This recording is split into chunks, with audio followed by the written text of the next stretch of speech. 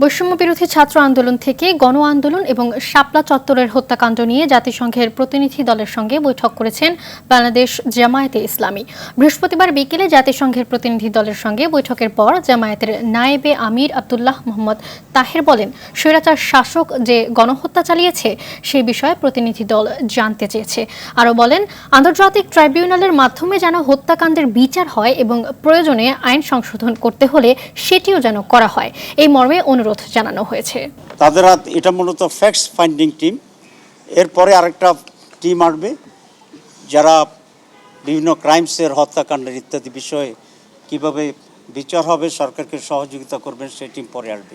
বিগত স্বৈরাচারী সরকারের এই দেশের উপরে, এই দেশের জনগণের উপরে যে নানাবিধ অত্যাচার করেছে, হত্যাকাণ্ড ঘটিয়েছে, সেগুলোর উপরেই তারা আমাদের কাছে জানতে চেয়েছিলেন, আমরা সে তথ্য দিয়েছি।